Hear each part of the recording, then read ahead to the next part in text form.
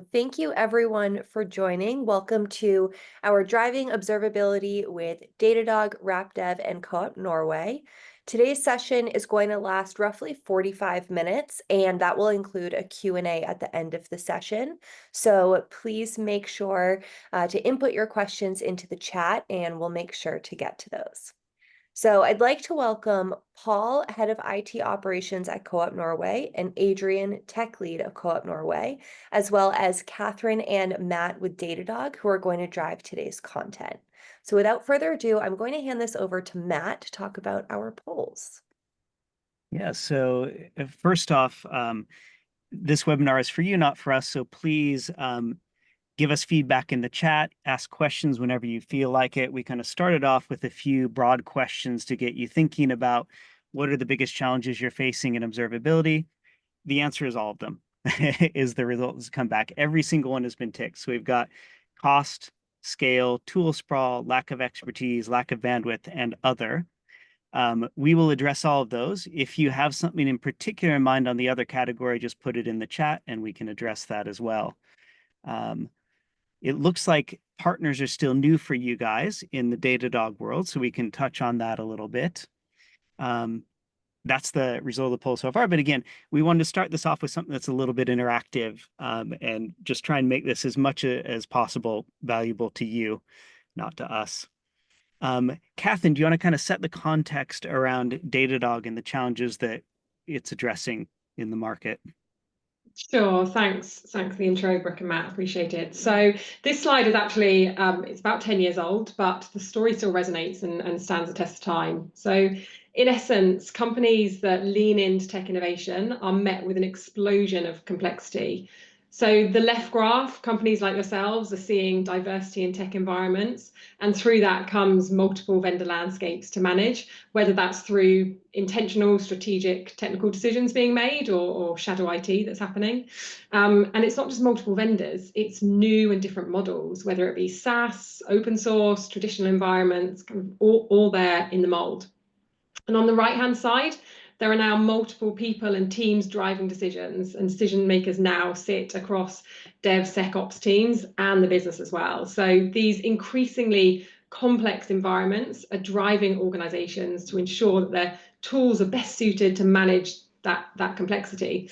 Organizations like yourselves also need to ensure that these environments work well, are adopted quickly and adopted widely, which is why customers are looking to systems integration partners to do that. Matt, does this kind of message, these graphs, resonate with you?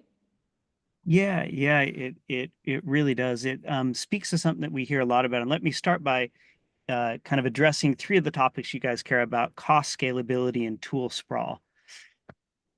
You can think of the observability tool market as on a spectrum from usable to capable. On the capable side, we see something like Splunk, which is a great tool. It can do anything. It just takes some time to either learn the query language or to give it to a team to do the query, but it can do anything in your enterprise workloads. Really fantastic tool. On the other side, you have something like Grafana, which is a bit newer, really easy to use. Datadog is the best of both worlds. And so what's really working in the market is being able to consolidate on Datadog, where you can kind of combine the usability of a best-of-breed new class tool with the capabilities of a Splunk. And that message really resonates with senior executives. Thanks, Matt. I appreciate it. So on the next slide, we're going to kind of talk around the complexity of the Datadog environment. So we are a product-led growth company, and over 30% of our revenue goes into research and development. And the reason that that's the case is because we're listening to what you, our customers, are wanting and are saying, and we're creating products to fix some of those problems. So this chart just shows a small subset of the tens of products and the thousands of features that we've launched over the years to help kind of clear the complexity in your own environments. So on the next slide, we've kind of spoken about the increasingly complex environments. We've spoken about Datadog's ability to scale across those environments and monitor in more places with our kind of investment in R&D. If customers are buying Datadog, they're pretty good at getting to day 2 of running it. But in scenarios with migrations or large-scale environments, then customers do need help. they don't necessarily you guys don't necessarily have or want to have your internal resources looking after those environments. And that's where we see RapDev add heaps of value in this space. So Matt, with this in mind, when should customers engage with RapDev? Yeah, so you can think of Datadog as my favorite furniture vendor, IKEA, and flat pack furniture. It's fantastic. I love it. I don't always want to spend my time putting up the furniture, even though I could. This goes doubly for an engineer. You give them the best desk in the world. They're not going to thank you if you give it to them in a flat pack box on the ground for them to set up. So we take care of that for you. We just do the hands-on key setup for you. This can address like, I don't have people to do it, I don't have capabilities to do it, or it's just distracting me from more important things I want to deliver. Thanks. Hopefully that resonates with some of you on the call. So moving on to the next slide, Brooke, please. So Matt, this one's for you. Yeah, so we come from a unique perspective, and what makes us unique is not just our breadth of experience, 300 plus implementations, 45 integrations. We're customers just like you. So we started from Wayfair, which was Datadog's biggest customer 4 years ago. And we're so successful, we founded a company to help others do the same. So we come at this from a perspective as fellow customers who faced your same challenges, and we're practitioners just like you. So we hire users of Datadog, SREs, ex-customers. And so it's not just that's kind of our perspective on the market and how we approach it. You can go to the next slide. And the next slide. So the result of that is dramatically increased implementation timelines. So our primary use case is I've got a deadline. I can do Datadog myself. I know how to do Datadog myself, but I can't hit a certain deadline. And that's something we'll illustrate with Coop Norway in just a second. Next slide. Here's a handful of results we've delivered for known names across the Datadog world. Toyota, really famous use case. We helped them deliver that. London Stock Exchange Financial Services is actually one of our biggest markets. And then Wayfair was an online, or is still, not was. Wayfair is an online furniture retailer, so we know online retail really well as well. That's a really strong suit for us. But these are some kind of the practical results that bringing a partner in to do something you could maybe do yourselves, but having a partner delivers a slightly better result slightly faster. We can go on to the next slide. And then again, one of the kind of, I said, typically when a customer engages, they have a deadline to meet. And so that's often driven by a legacy tool expiration, like a contract. So for a large financial service company, they had a SignalFX contract. By avoiding a 1-year extension, we saved them $8 million. It's generally this message I said earlier, like because Datadog is really the golden mean between capability and usability, what customers have found, particularly in the US, is they can have their cake and eat it too. They can get the best tool on the market, Datadog, and save money by consolidating multiple tools into that. So oftentimes what we're looking at is a customer taking like 3 good tools and consolidate them all into Datadog. And one, kind of a really good tool is always going to be cheaper than 3 really cheap tools, if that makes sense. So a lot of times you can achieve both better usability, better observability, better results, and also operational savings. So what that looked like for us at Wayfair was we spent about $4 million on Datadog and saved about $9 million operationally immediately. What was even more interesting was the impact on customer experience. In the first year, Wayfair measured about 20 million in additional revenue due to better customer experiences that were enabled by Datadog. Last year, that was closer to $100 million in additional revenue that they measured. So these are kind of some of the benefits of tool consolidation into a best-of-breed tool and some of the kind of examples, some of the business results that we've delivered. But enough about us. Let's talk about Coop Norway, which is kind of the star of the show. Paul, we'll start with you. And so just so Paul, we brought Paul in because he really kind of speaks to the executive leaders among our audience. So Paul take a kind of an executive IT leader standpoint on this. And then Adrian's a hands-on keys, like actual firefighter who's in the weeds, actually solving problems with Datadog. And I think there might be a few techies on the call who could relate more to Adrian. But Paul, why don't we start just by talking a little bit about Coop Norway itself, the business. Not everyone's heard of it. Wonderfully loved and famous in Norway, but tell us about just the business itself a bit.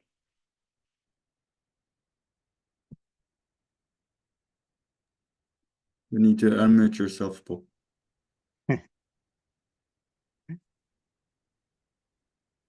And Brooke, I think we can shut down the slides for a little bit just to make it easier to make this a little bit more conversational.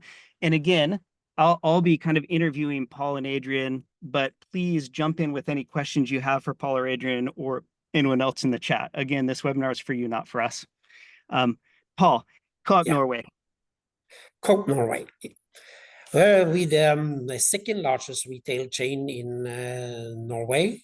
We cover like everything from convenience store to large warehouses, like with hardware, home improvement, everything, kitchen, bathrooms, whatever you like, to supermarkets and hypermarkets. So covering all these things is actually Coop the only chain in who does that.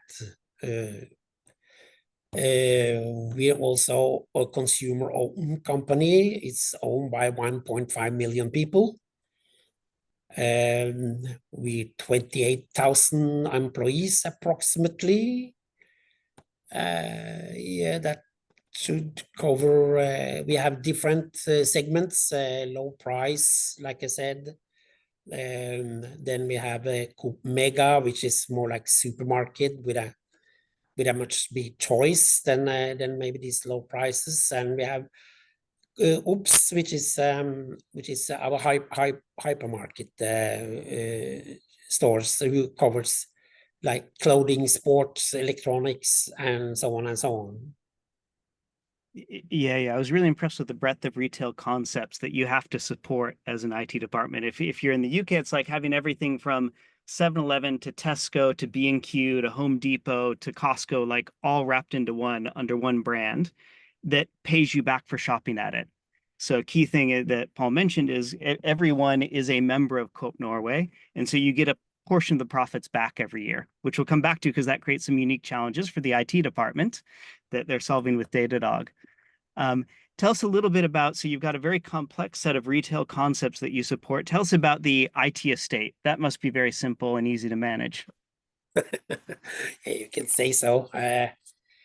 The complexity of the IT is, of course, huge, and it demands a lot of resources. So so our IT department is approximately 250 people.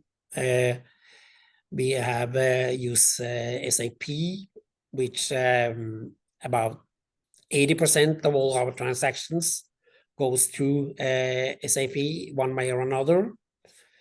In my team, OPC, we monitoring all on-prem and cloud services. Most of the cloud services, actually, not necessarily all of them. And with the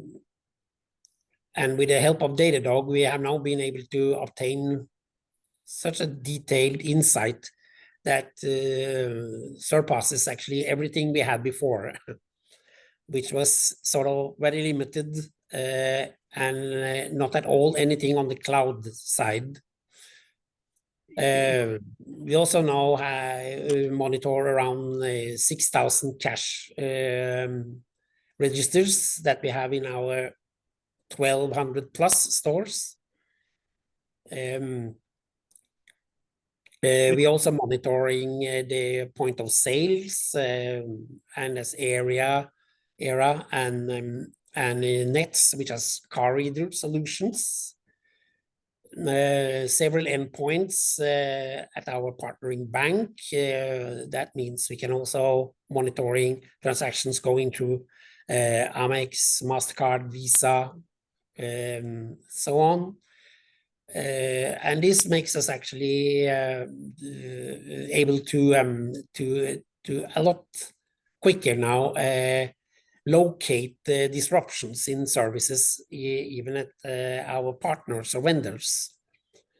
So it has been on occasion, several occasions actually, that we have noticed that there has been breach in our vendors' services, and and we have told them that they have a problem, which actually I'm going to try to invoice them for in the future. I think you've kind of said the dream. You've got this incredibly complex estate. You're the first executive I've spoken to about monitoring ovens and freezers, where there's literally potentially millions to be saved by getting a process right, like baking bread, so you don't bake it too much or too little, have to throw it out, or freezing food. If that goes wrong, you have to throw out the food. So incredible financial costs, but also environmental costs to that. And so on top of that, having e-commerce and the thing I was gonna bring up is Coop. You're essentially, in addition to like a bakery, a freezer, like 10, 20 different retail concepts plus an online store, you're also a bit of a fintech company. Tell the audience about Coop. Yeah, This is Coop one of is our, sorry. Yeah, you go ahead. Coop is Coop's own payment solution. This goes into the member app that all members of Coop have access to. It's you actually connect them with a credit card or any sort of card actually. And this creates a very seamless and simple solution for customers, because they can have a shopping list, they have the member offers, they have coupons that are given every now and then based on the customers' shopping. How do you say, the shopping pattern? And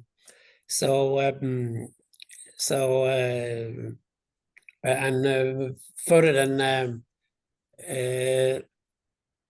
it's not a bank app per se, because we need a bank to help us do the transactions. But any oops, sorry, there we go. Just have to cheat a little bit here.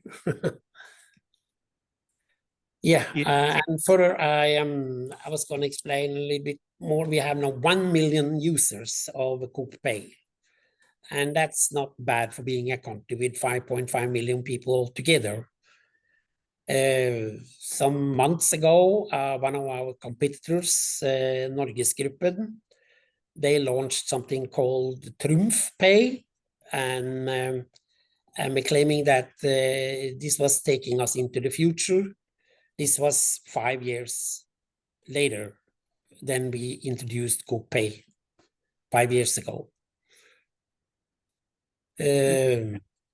One thing you really demonstrate about Datadog, and this is true of the kind of the Wayfair use case that our founders experienced, is it's not just better monitoring, it makes you more competitive as a business. If you've listened to Paul speak, they're competing with Amazon, they're competing with Tesco, they're competing with grocery stores, they're also kind of competing with like PayPal as a fintech, and successfully.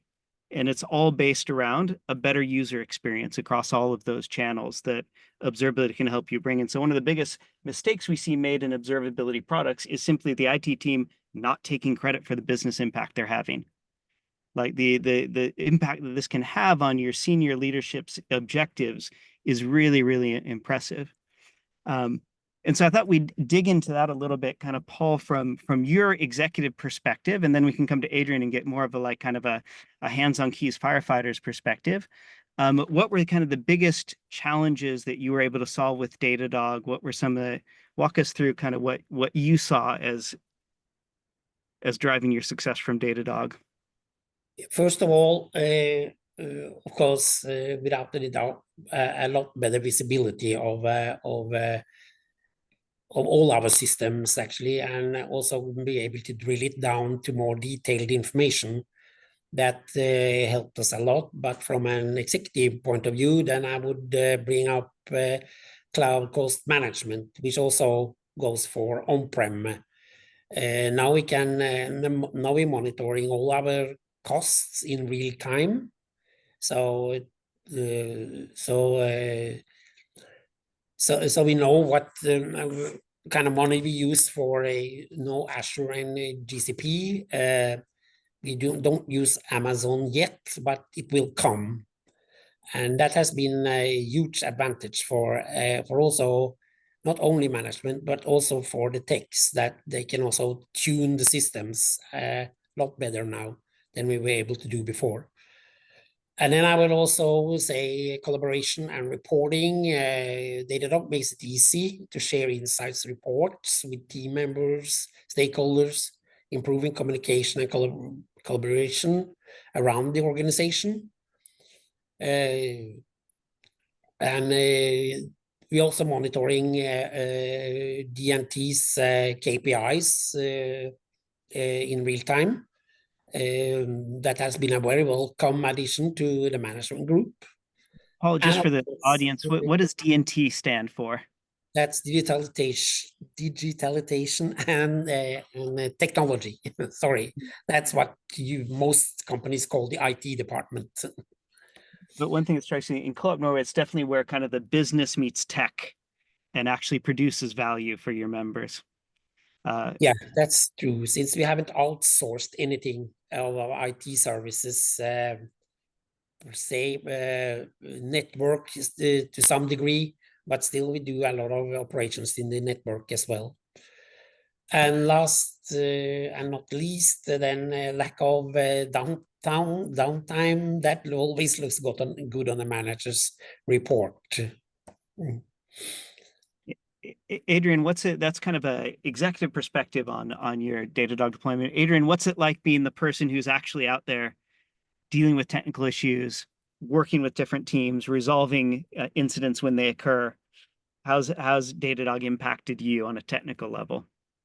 Well, definitely compared to the old tool we had, it was just event-based. We could use kind of like the external tools for dashboard and etc. But what we see is that we have better correlation between metric and logs. So we see is that one of the most impactful advantages is that is measuring logs. So when an anomaly occurs, we can track it back to a specific service and identify the root causes much faster. And in that is that we have, what should I say again? Coop Norway is that we have had a lot of different tools. Datadog has kind of brought us together where we are working with the same tool. So we can work on the same dashboard with the same metric and logs, which again gives us visible insights to each other metrics and data that is available. And if no dashboard exists, we kind of just use like 3 minutes to create one and we go from there.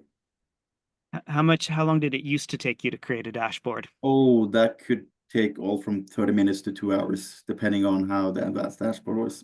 Compared to today, we are kind of using like 3 minutes maximum.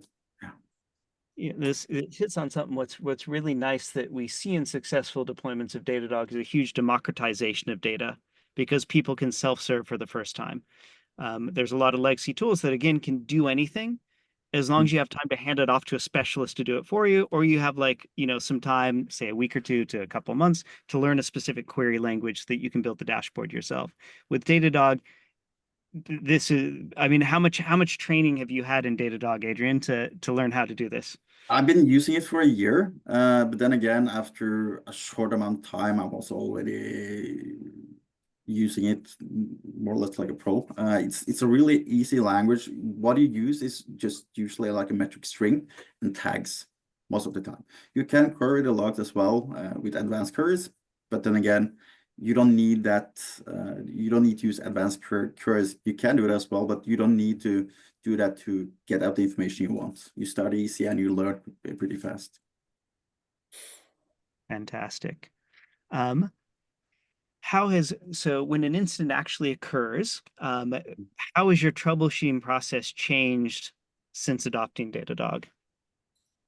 In general, we have more insight in what's actually going on because we can see the trends. We can connect services with each other to kind of see, okay, here's our co-pay solution. Okay, we see that transactions going through, but and it's working. But on the other end, we see that some credit card holders having issues with their card, just by looking at the logs from all the stores from the terminal they have.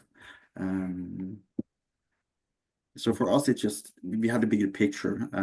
But I have to say that we are trying to kind of implement or try to get the service center to use this much more. And it's a new tool, and we only use it for years. I see that it's hard for some people to kind of, okay, let's use the tool. So what we actually started doing instead is that downtime is going to happen either way. And so what we are using now is existing integration from Datadog, where we just push notification through either Teams or Slack, depending on what they want. One of the, if I could comment, one of the things that I thought you guys did really well is use Datadog to bring teams together in new ways for the first time. One problem that you guys expressed on the call, the audience, is tool sprawl.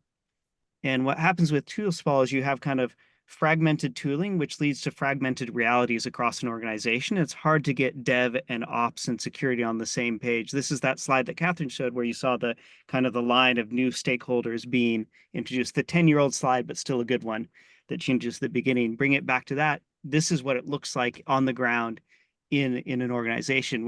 When you share tooling, you create a shared reality. And it just makes collaboration so much more efficient and effective. And that's something that I really saw kind of a step change at Coop Norway over the quarter or so. We delivered all this in less than 2 months, by the way. This project, it sounds like a year-long endeavor. This was about 8 weeks. And then I told you speed is our specialty at RapDev. This was all done in about 2 months. We'll come back to that, though. Anything particularly cool or like new features, new tricks that you learned in Datadog that helped you, Adrian, that might also help the audience? Yeah, like I mentioned earlier, dashboard is a huge thing for me.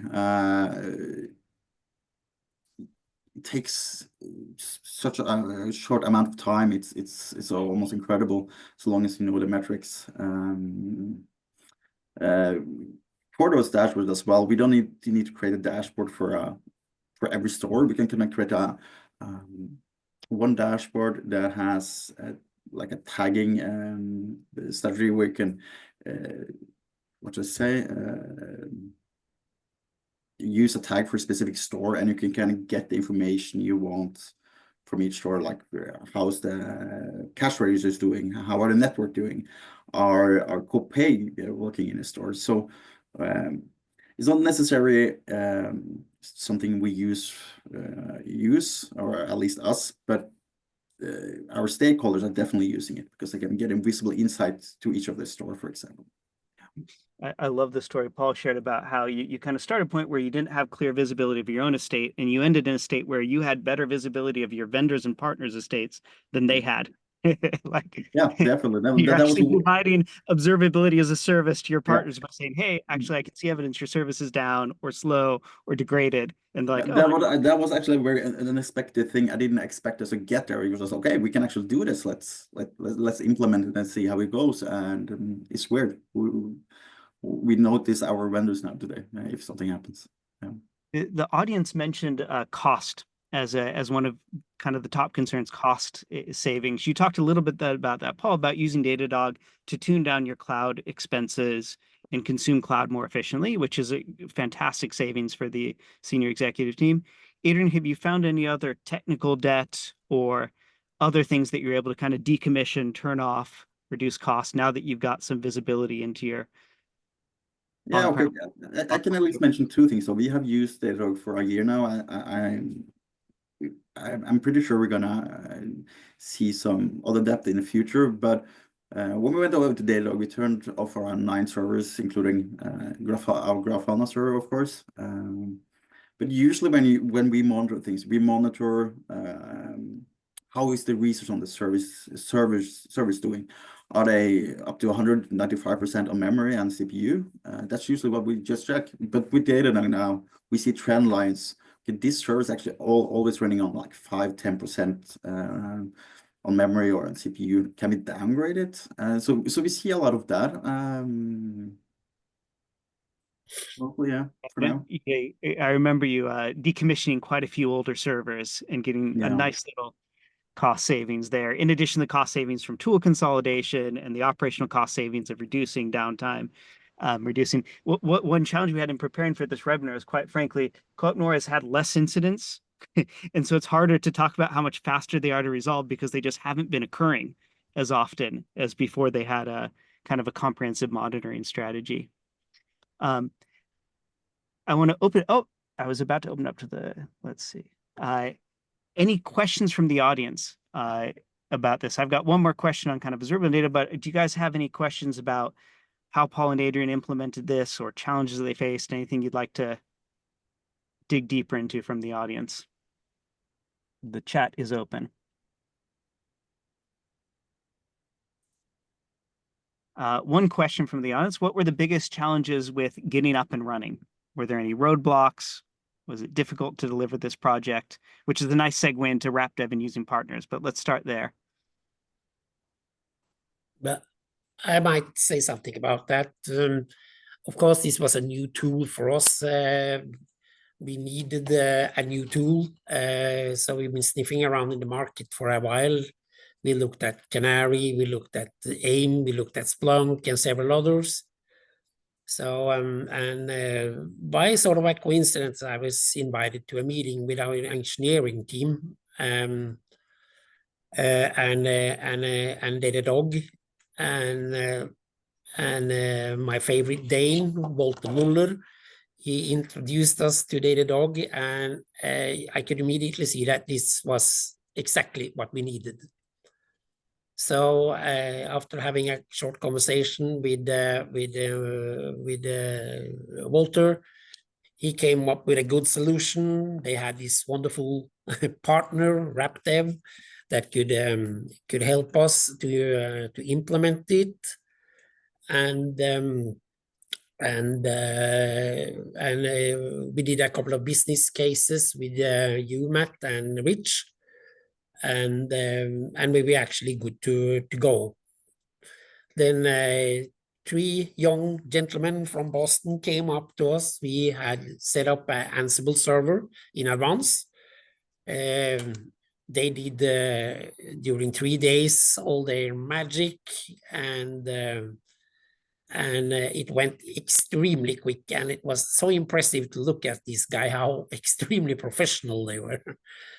And after forcing us to go souvenir shopping, then they waved goodbye, and they left us with a lot of good documentation, good playbook, a lot of new knowledge that we could build on from there. One thing that all of our customers kind of say to me is they're shocked at how easy it is to get RapDev started and how little we require of them. So we were doing a project with a major international airline the last quarter, and in the time it said they took like other vendors to schedule an onboarding meeting, we delivered a proof of concept to the executive team of a new capability for the business, literally in the first week of coming on site. And that's when the real pleasure was seeing getting our teams on site with you to help with that problem. And again, to tie this back to the challenges earlier, when you're consolidating tools, sometimes you make a great decision. It takes a while to make that decision. And all of a sudden you've got 2 months to do 6 months of migration work. And that was the case here. They decided to move from a legacy on-prem monitoring tool to Datadog. That tool was going end of life, end of support at the end of September. And they just didn't have time to do things on their own. So that's kind of a primary use case for bringing us in, is when you've got a month or two to do like 6 or 7 months worth of work, we're the answer. Tell us a little bit more, Adrian, for you, what was it like working with RapDev? Well, yeah, well, it was definitely good. So my thought was that it's important that we keep the knowledge in-house as well, so you don't take like full responsibility. Of course, you did as well, but that you transfer knowledge along the way. And I felt that was being done. We were included in almost every single thing that was happening. So whatever RapDev's team was doing, I learned it as well. So in the end, I was actually ready to start implementing my own things way before the contract was even over. So we were kind of working cross country here. So yeah, it was fun and really good. Yeah. Something to be clear before, Rui, thank you for sharing this question. We are not a staffing organization. We don't come in and embed ourselves in an organization. We kind of come to a project and get out and hopefully leave you much more confident and better skilled in Datadog when we leave. Rui's Yeah. got a couple of great questions here. How's the Coop monitoring strategy around segmentation of endpoints, access network, connectivity services from third parties, data centers, both private and public clouds, applications, your own on-prem and SaaS? How is Datadog supporting your strategy there?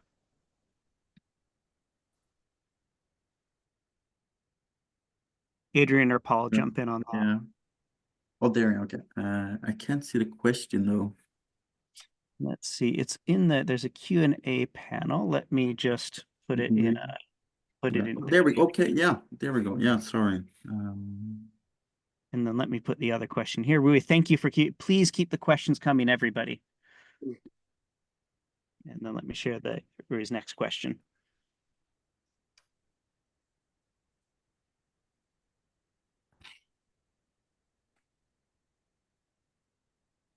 Yeah, so how should I answer this question? My thing is this was the whole point of the project. Yeah.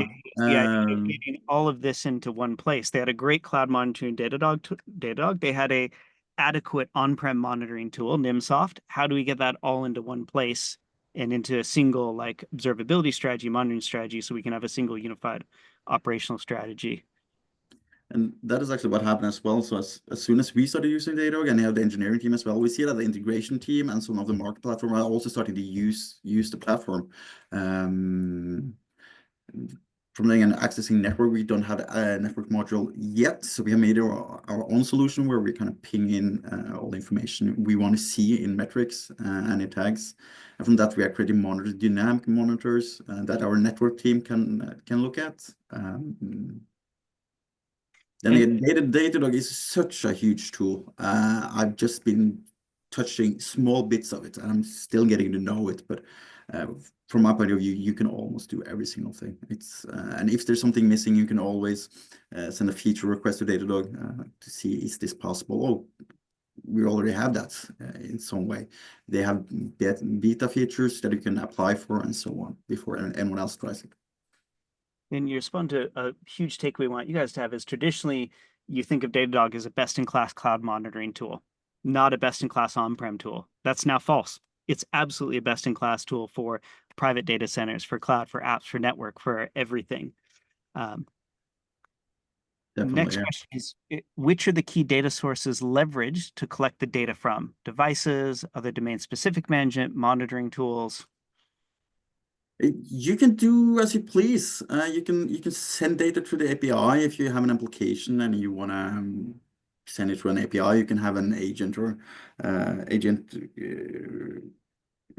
implemented in the Docker container. You can collect it directly from the on-prem server. If you have an agent installed on the server, there are so many possibilities to do it. Yeah, and it doesn't need to be domain specific either. You will find a solution for everything. Hope that answers your question. We've got 3 minutes left. Any other questions or things you'd like us to dig into with the final couple of minutes? And if any of you would like to stay on, we're all free to stay on for another 5 minutes.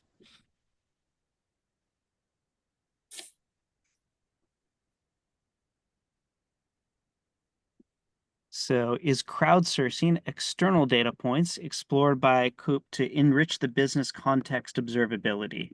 Let me put that in because that's in writing to you guys in the webinar chat there. And Logan, also feel free to jump in.